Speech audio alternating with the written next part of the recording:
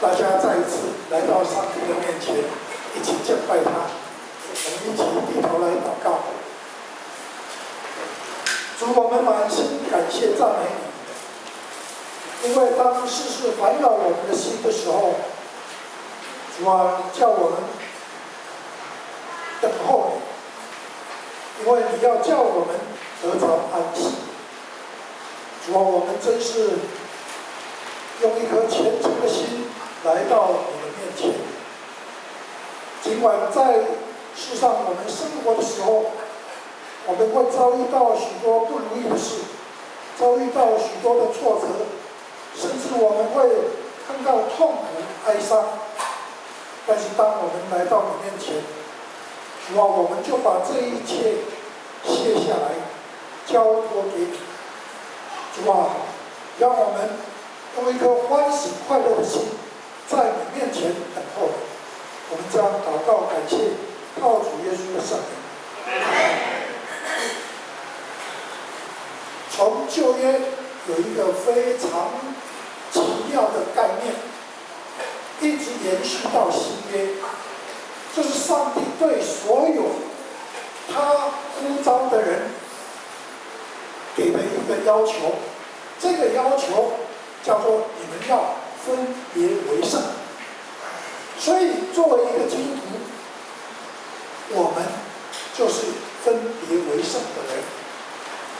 通常我们对于分别为圣肯定有许多不同的想法，我们要怎么样才能够分别为圣？那么圣这个概念在圣经里面是不随便讲的。圣的这个概念通常是指着上帝讲的。所以当我们想到圣这个概念的时候，除了针对上帝讲这个圣以外，我们一般人要跟圣有关系，就是要跟上帝有个联系。也因为有这个联系，所以上帝从旧约时代对所有他拣选的人都告诉他们说，你们要分别为圣，来归向主。所以在新约里面，保罗也对这一个概念非常的重视。但是通常我们讲到这个圣的概念的时候，会觉得好像跟我们距离非常的遥远，所以我们不容易进到这个圣里面。特别是我们讲到说圣字是指着上帝讲的，那我们是没有办法成为圣的。但是旧约却告诉我们说，我们要归主为圣。注意分别了以后要归主为圣。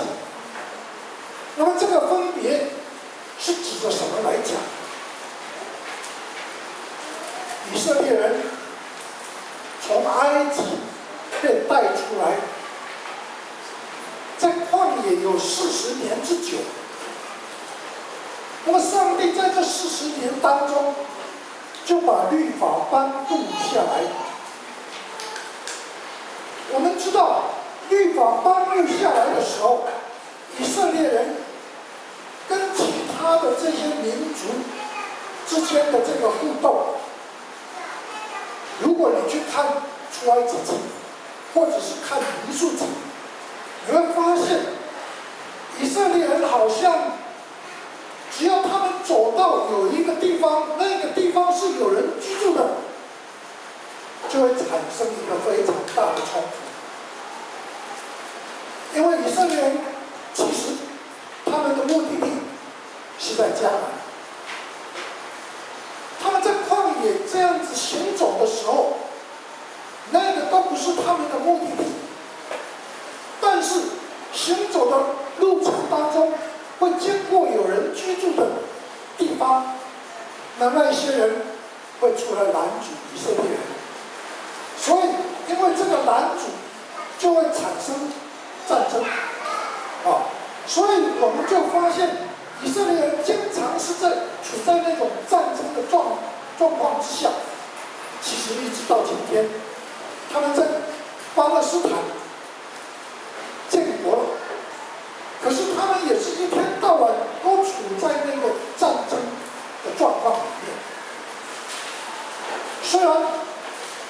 不一定是直接的两军交战，但是他们随时都在准备要作战。这个情况是我们所了解的。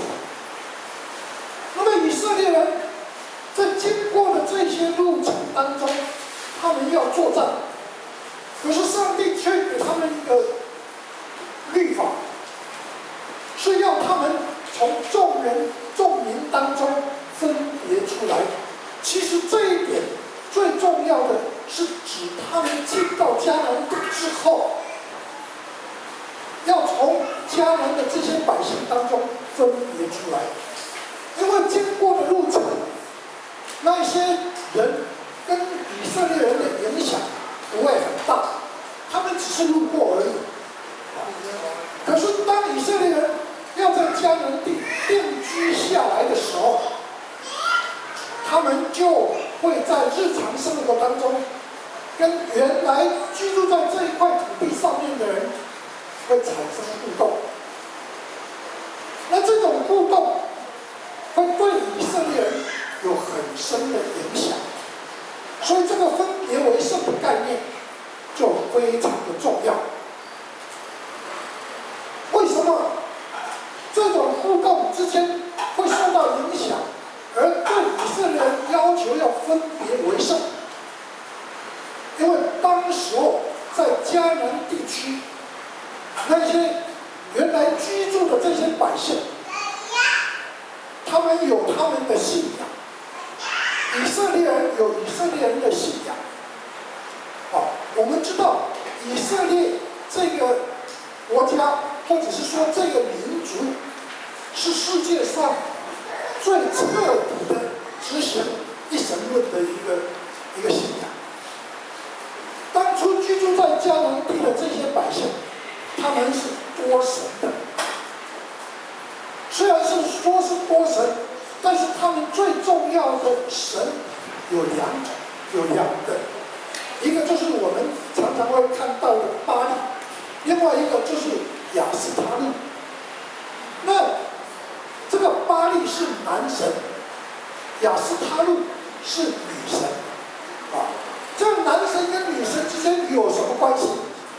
因为巴力就好像东方民族他们在崇拜的那一个雷神女公他会负责这个闪电打雷下雨所以我们知道这个很重要，因为在迦南那个地方南部都是旷野，都是那个沙漠地带，北边才有一些草原跟树林，所以那个环境其实说起来不适合耕种。所以从远古的时代一直到以色列人进去居住的时候，在这一块土地上生活的人几乎都是游牧，就是放牧牛羊这样子来生活的，而且是逐水草而居，哪里有草哪里有水，他们就往那个地方搬迁。从亚伯拉罕那个时代，这个情况就很严重，所以严重到亚伯拉罕跟他的侄儿罗德两个人的仆人，还为了牛要吃草要喝水起争执，所以后来他们就拆伙，亚伯拉罕就带他的侄儿罗德到山上去，然后就往四周的那个地方去看。亚伯拉罕就告诉他说，如果你向南，我就往北；如果你向东，我就往西。你自己选。为什么会造成这个原因？就是在那块土地上要求生活很困难的，所以在那块土地拜巴力，认为巴力会让他们下雨，有水，他们就可以好好的生活。所以拜巴力非常的流行。另外那个亚斯他路呢，他就掌管生殖。这个生殖很重要生殖不只是植物的这个繁茂，甚至是包括牛群、羊群的繁衍，所以他们会拜这两种神。本来拜这两种神跟以色列人也没什么冲突啦，为什么？各拜各的，对不对？但是问题就是在他们拜这些神明的所举行的那些仪式，所有迦南地的这些百姓，他们的宗教信仰里面，他们在拜巴力也好，拜亚斯他路也好，都会产生淫乱的事情。因为在巴力的庙，在亚斯他路的庙里面，都有这个女祭司，通常这个女祭司也被称为神祭，祭女的祭，为什么呢？因为所有带礼物来到他们的庙宇来拜巴力、来拜亚斯他路的人，都要透过跟这个女祭司发生性关系之后，他们认为这样子才会蒙巴力跟亚斯他路祝福，所以他们就可以五谷丰登，他们就可以牛群、羊群就到处都是所以这是迦南地的这个情况。所以我们了解到这个情况以后，我们就会了解为什么以色列人要进到迦南之前，上帝给他们的这个讯息，要他们分别为圣，而且是分别以后归主为圣。因为上帝是圣洁的，上帝不容许以色列人像迦南人那样发生那种情况。可是当以色列人进到迦南地之后，免不了要跟迦南人互动，免不了会受到影响。其实我们就发现到一个非常可怕的事，这个可怕的事是什么呢？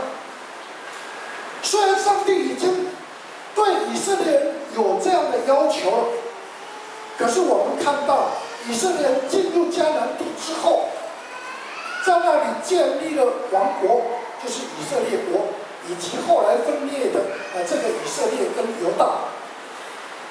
你读列王纪上下也好，你读这个历代志上下也好，都可以看到以色列人受到很深的影响。所以这种状况在先知书里面就一再的提起以色列人陷入了那种外邦神明敬拜的那种困境。先知一直警告他们，要他们离弃这种不是上帝旨意的这种信仰，不是上帝旨意的这种不好的这种宗教。这是先知对以色列人最深的一个要求。那么到了新约，我们知道，常常我们在读这个新约读保罗书信的时候，我们通常都会有一个固定的一个刻板印象，认为说保罗他写的那个书真是又深又难懂，里面都是一些宗教的教义跟神学。其实错了。固然保罗是在建立这个信仰的这个神学观，是在讲这些教义，但是其实你的这个神学观跟教义非常的重要，那是让你确认你的信仰没有偏差。可是信仰没有偏差，到底我们还是生活在这个世界上，我们的生活要怎么样把我们的信仰活出来，这就是一个重要的关键。所以以色列人不是没有上帝，可是他们就是在生活里面没有办法把那种信仰上帝之后的那个生命活出来，以至于上帝要透过先知不断的警告他们。那么在新约我们当然没有先知啦，没有先知来告诉你啊，这个可以做，那个不可以做，啊，你要怎么样，要怎么样，没有。就是透过保罗他在写给教会的这个书信里面，来提到基督徒的生活应该有的这个样式。所以今天早上我们读的这个哥罗西书最重要的部分，他当然也稍微提了一些神学观，也稍微提到了一些教义问题，但是最重要的，他是在提这个基督徒的生活观。作为一个基督徒，他要怎么样的生活，来表现出他的信仰？因为这个比那一些神学观跟教义更重要。为什么会更重要？因为如果你没有办法把这个基督徒应该有的这个生命，透过你的生活来表现出来的话，那我们怎么向人家传福音？旧约没有传福音的问题呀，传福音是从新约开始的。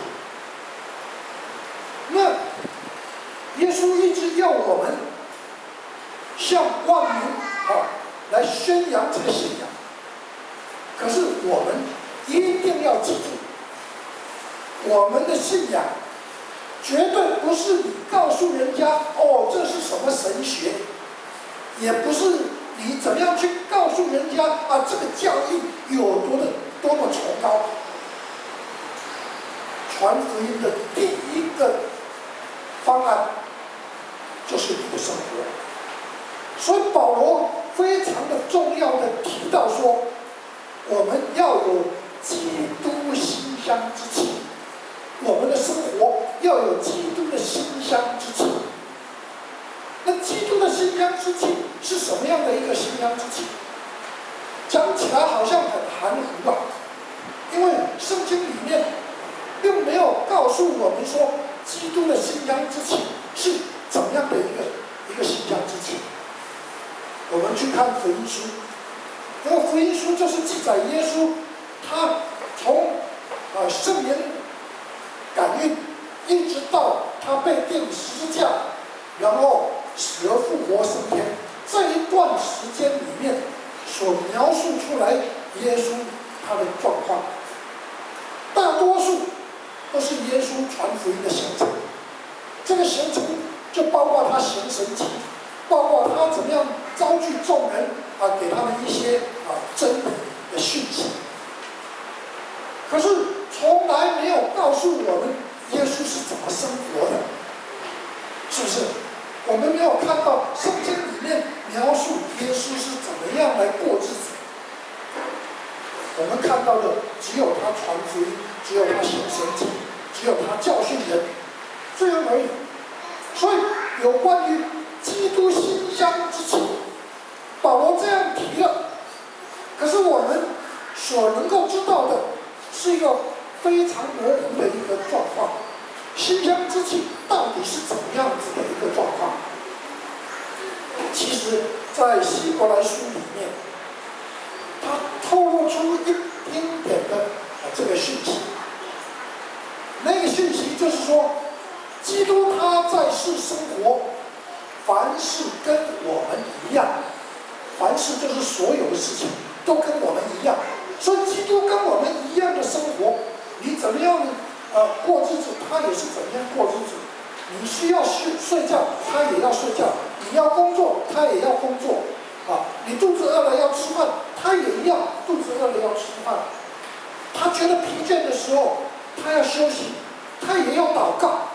所以凡事跟我们一样，甚至于他也受到许多的诱惑，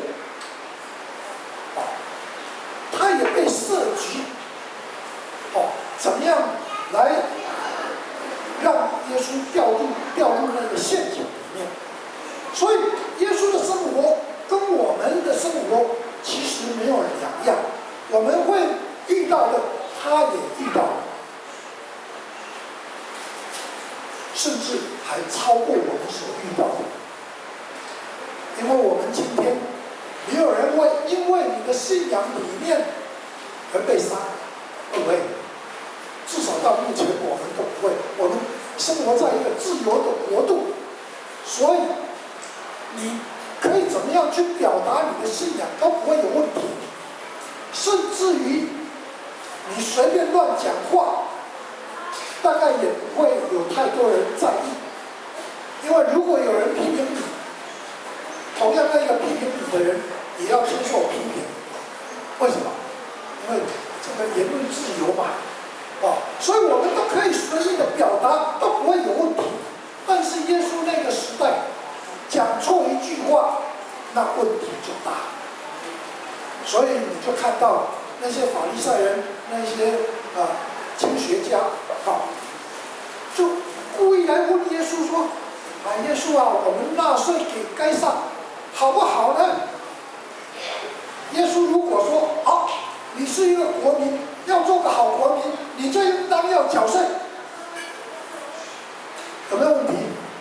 看起来好像没问题，但是犹太人马上会攻击耶稣，会骂他是什么？骂他是犹奸，他不是汉人，所以不能说汉奸，他是犹太人，所以犹太人会骂他是犹奸。为什么？因为当时候他们是罗马政府统治下的二等公民呢，所以他们有很多人是一直在组织要反抗罗马的。所以耶稣的门徒里面有奋锐党的，奋锐党的就是怎么样？要跟罗马对抗，他们要争取独立。所以耶稣如果说你是好国，要做个好国民，你就纳税给该撒，他会被骂犹奸。那他如果说不行，你是犹太人，要保护犹太人，所以不应该纳税给罗马，因为你纳税给罗马政府，那罗马军队又来管你，那就等于你出卖了你自己。等于掐了人欺负你，岂有此理！所以他也不能讲这样的话。因为他如果说你不要缴税，那罗马人马上就来了。你说什么？不要缴税是不是？好，先把你抓去关，是不是？所以耶稣生活在那个情况里面，讲话也要非常的小心。那有人抓到一个在行淫的妇女，来到耶稣面前，他们就告诉耶稣说：“按照我们的律法，这个人要怎么样？用石头打死他。”那好，我们抓来了，耶稣你说该怎么办？耶稣如果说对，律法就是说这个行淫的妇人，你们可以用石头打死他。那么耶稣在讲爱心，在讲饶恕，讲不过去啦，因为你要打死这个人，你就没有爱心你就没有饶恕他。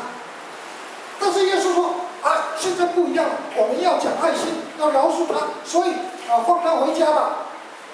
那这些人又会攻击耶稣说：“摩西的律法从古时候到现在，我们都非常重视，你怎么可以离经叛道？”马上就攻击耶稣。所以他说是也不可以，说不是也不可以。耶稣经常要面对这种试探。当然，很出名的，耶稣接受魔鬼的三个试探，那个我们就不再提了。我现在要讲的是，耶稣生活跟我们一样，他也有软弱，因为他为了要不要面对十字架的这个状况，在客西马尼园里迫切的祷告到非常激烈的时候，说那个汗水流下来，就像那个血点一样，是在滴血。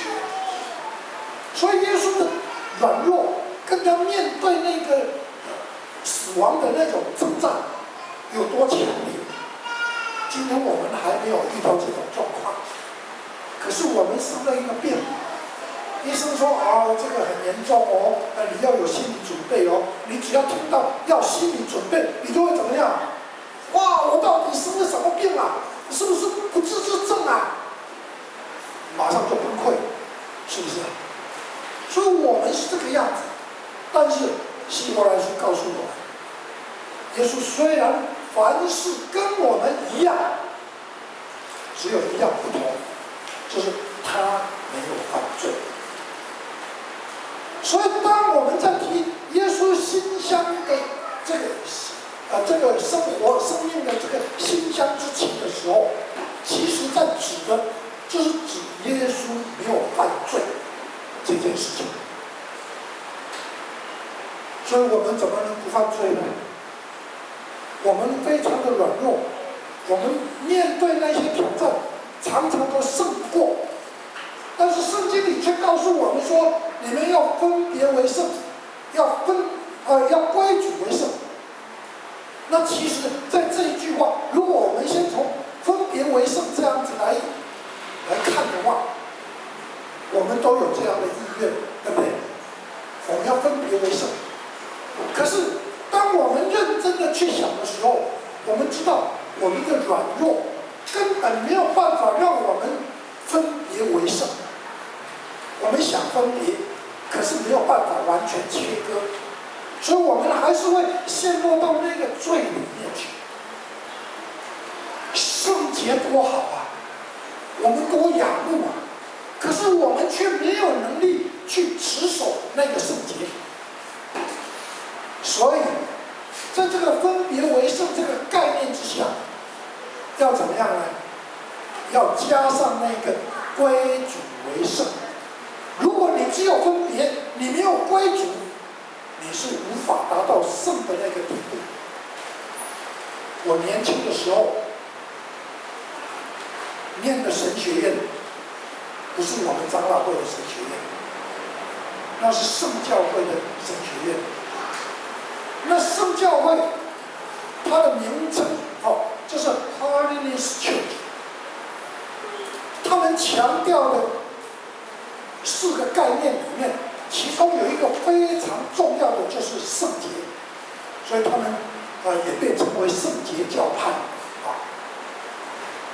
他们一直在强调这个圣洁的概念，但是他们在讲圣洁的概念的时候，跟我们长老会或者是跟其他的教会在讲这个圣洁的概念是不一样。我们在讲圣洁是一个过程，从不完全朝向那个完全这样子一直在前进。但是他们的概念是，只要你立志，那个时候你就圣洁。意思就是说，你什么事情都还没有做，但是只要你的心念是这个样子，那你就成为一个圣洁的人。当然，这个在神学上是有一些不同的意见可以说的。但是我们回到保罗，他的这个书信上面来看，其实我们今天读的只是中间的一段，它前面还有，后面也还有。前面的部分从第2章开始是在讲一些世上所有的人的状况。那是什么样的一个状况呢？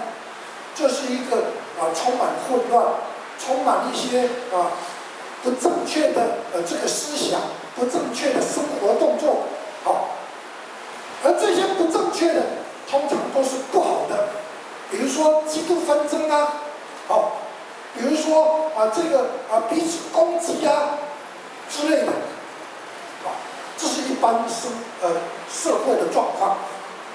但是基督徒是被上帝所拣选的，是分别出来的。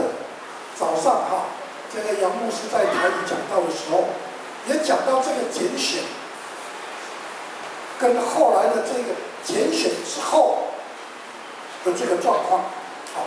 所以被招的人多，但是选上的人少。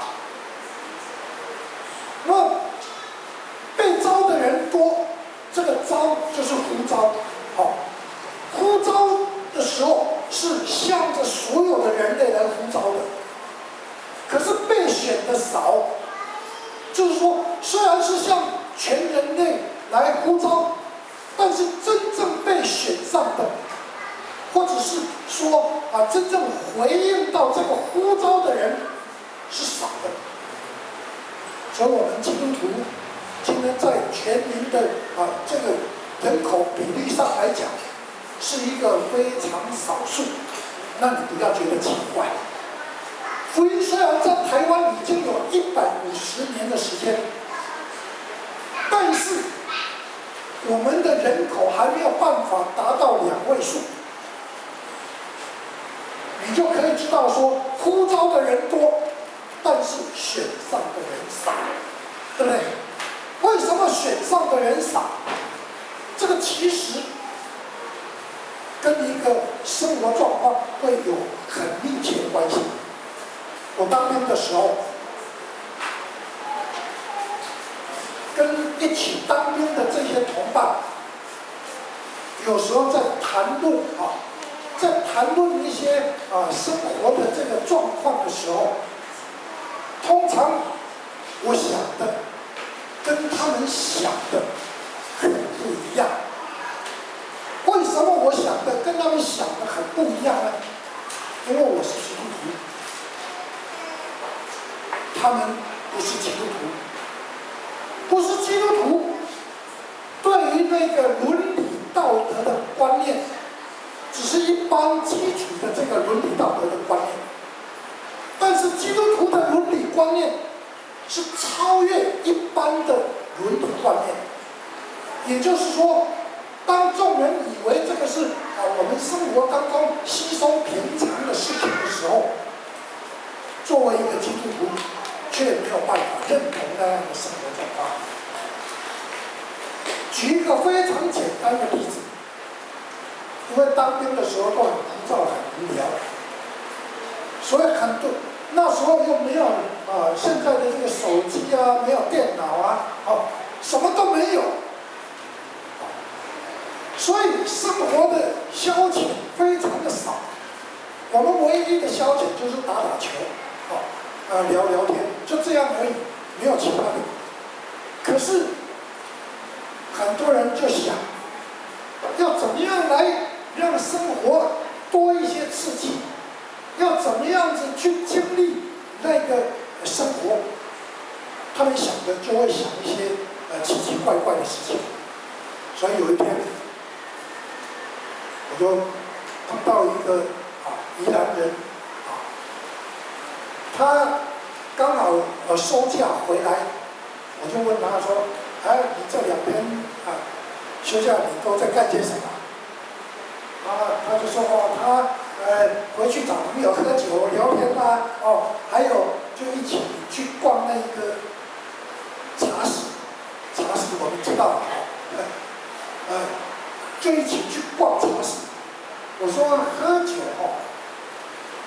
只要你不酗酒，酒品也不是很差的话，喝一点酒大概没什么问题。但是如果你去那个风月场所的话，这个不好。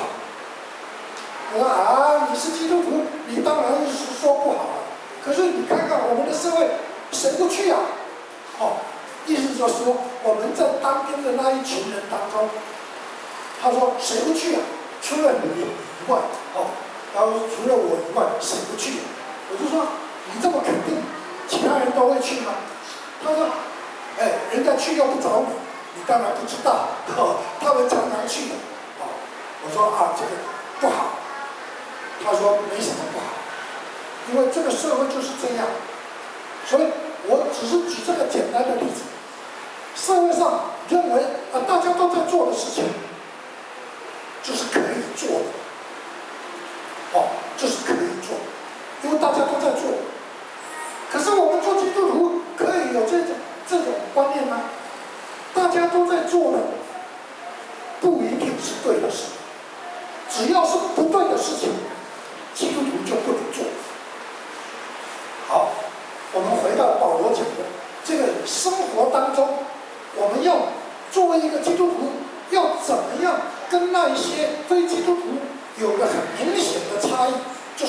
分别出来的。你不是为你自己分别，是为上帝分别。因为你分别之后，你要归上帝为圣，要让你的生命成为一个圣洁的生命。所以我们有时候会说：“主啊，求你圣化我的心灵，免得我遭受到那些不好的事情诱惑或者是影响，免得我的行为偏差得罪你。”这是我们作为一个基督徒应该有的一个观念。好了，这些对外的，我们大概可以比较清楚明白怎么做。现在我们再把范围再缩小一点，缩小到我们在基督徒的这个团体里面，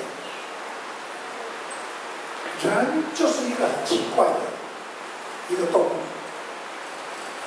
因为人通常会有一些喜好跟厌恶。喜好的事情不一定是好的，不一定是完美的，但是厌恶的事情不一定是不好的，也不一定是有缺点的，只是因为怎么样，你自己的观念的问题，你自己的想法的问题。所以我有这样的想法，你有不同的想法，那很正常，因为你不是我，我不是你，对不对？所以我们每一个人都会有不同的想法跟不同的看法。可是这些不同的想法、不同的看法，又因为我们都同作为基督徒，所以有时候这些不同的看法、想法就会造成一个很大的摩擦。这些事物在外面不信主的人的社会里面，可能都没问题的那看起来好像他们比较有宽阔的心胸，是不是？其实不是。为什么？因为不信主的人，他们可以老死不相往来，各拜各的神，对不对？而且自己要怎么样去拜神，是自己可以决定的事情。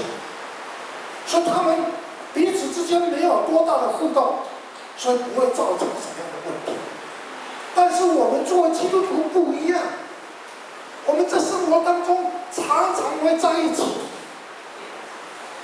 因为这个活动越频繁，就会产生这个关系越密切，而关系越密切，可能就会产生一些摩擦。如果你没什么关系，永远不会有摩擦。可是你把两个放在一起的时候，因为他们道理还是不一样，所以多多少少都会产生摩擦。而因为这些摩擦，会造成什么？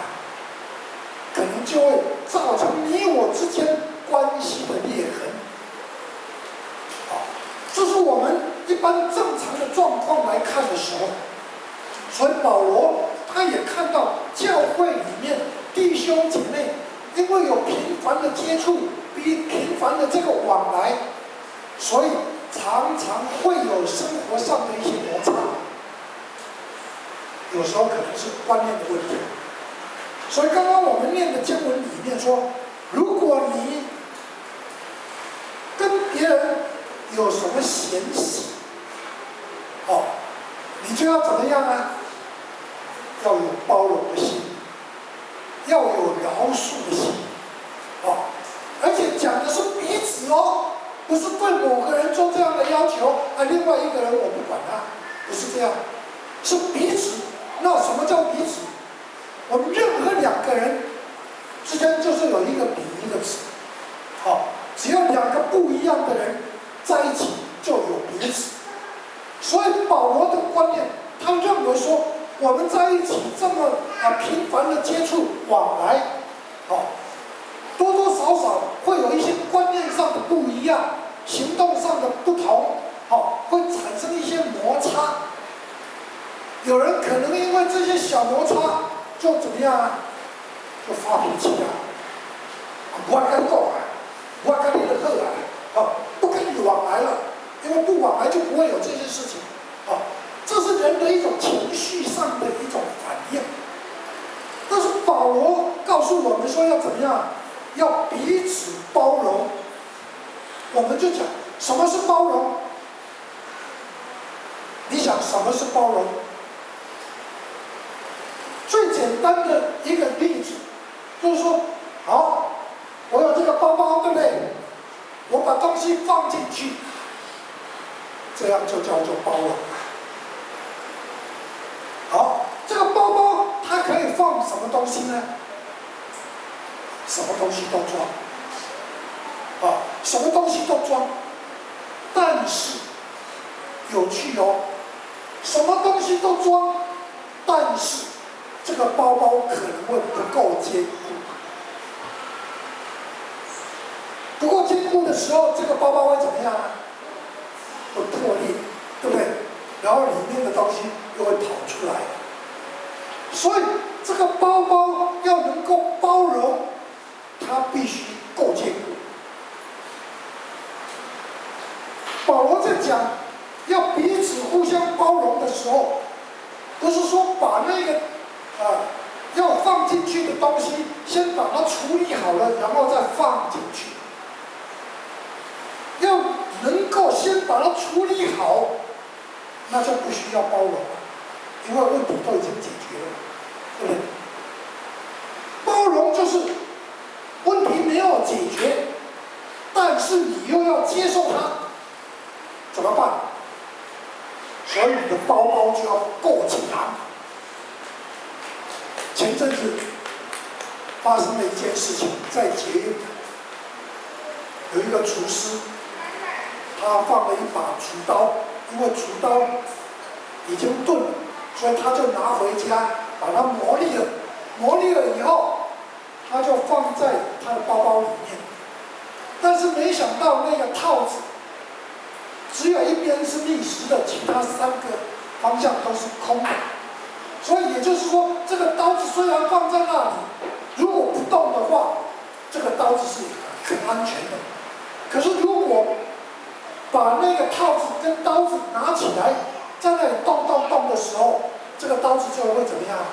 会脱离那个刀鞘，会跑出来。所以那个厨师就背着那个包包，里面放着那把厨刀，然后在捷运的时候下那个电扶梯，他就朝一个年轻人的面前过去。结果怎么样？那个年轻人胸口这边就流血了。为什么？因为他的包包脱离那个刀鞘，刺破了他的包包。他又从前面经过，又挤到那个年轻人，刚好那个刀就从他胸前这样划过去，结果他就受伤流血。哇！马上就引起一些慌乱，以为郑捷又来了，所以就马上报警。警察抓到他，才晓得说，原来是误会一场，他这个刀子不应该这样放的。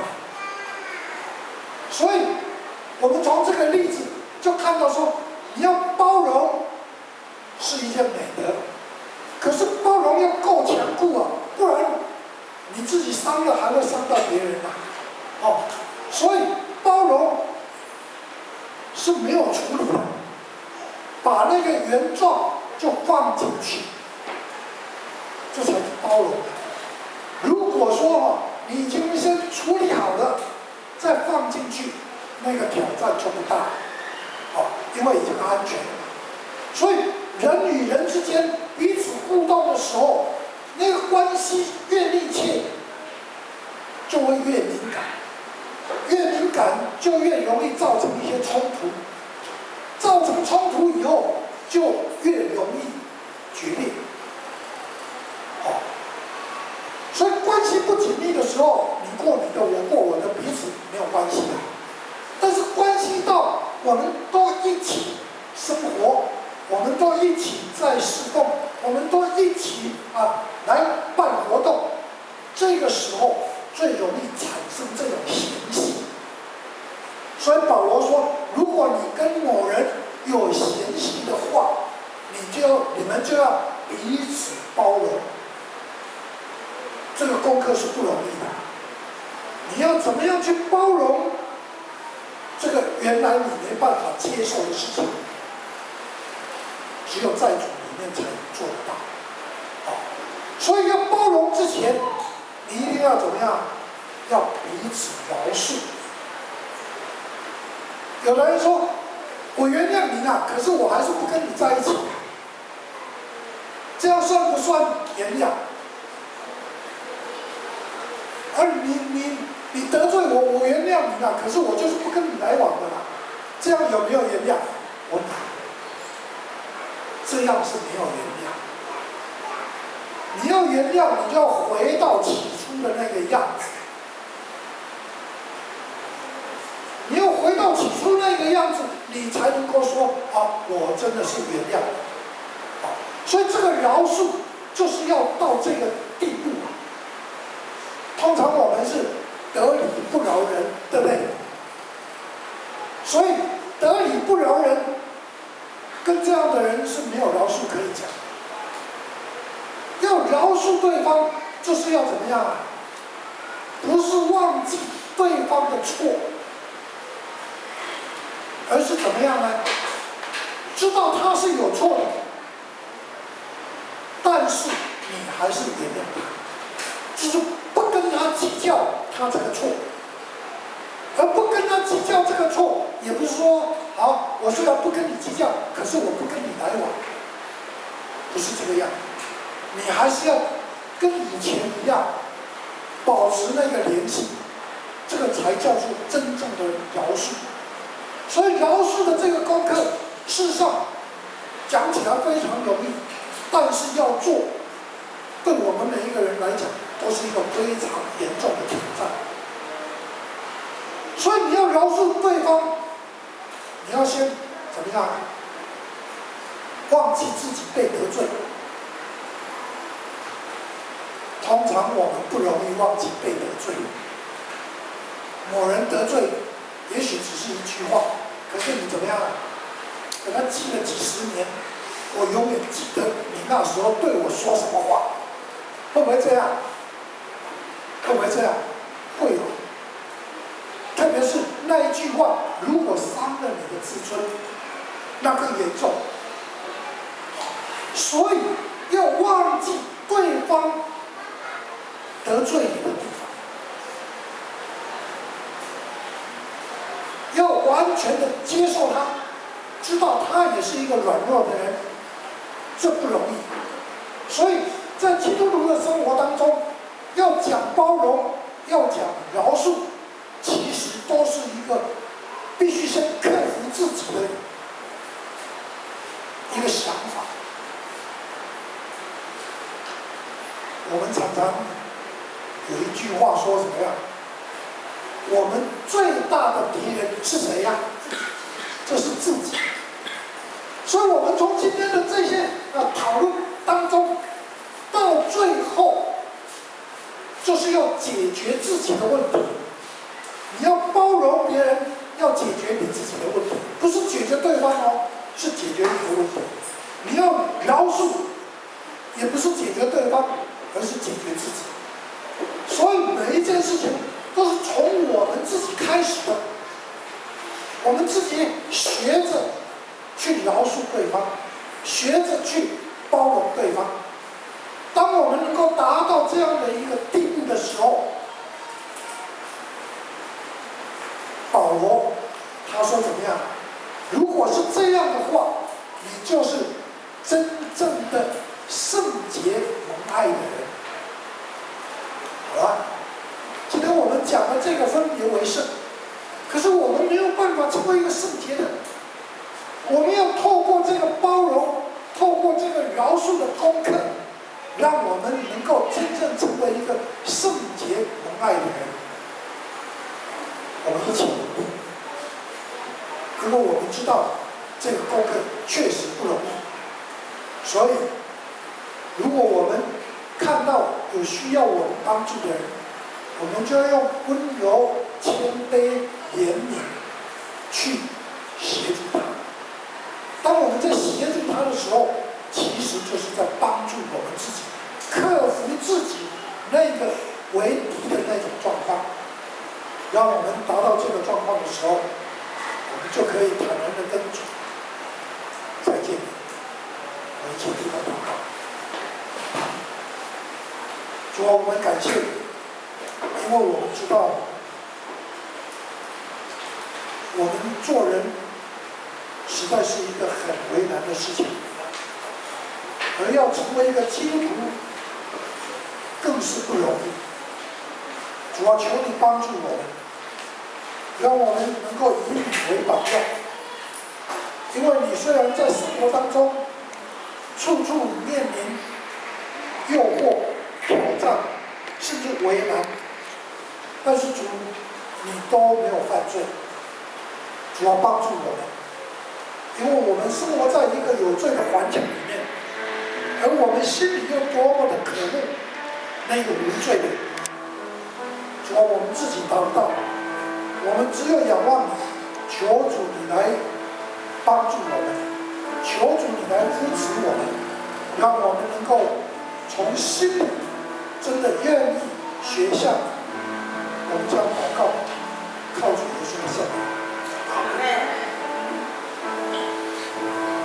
这时候让我们有一点时间来回应牧师所分享、所证道的恩典。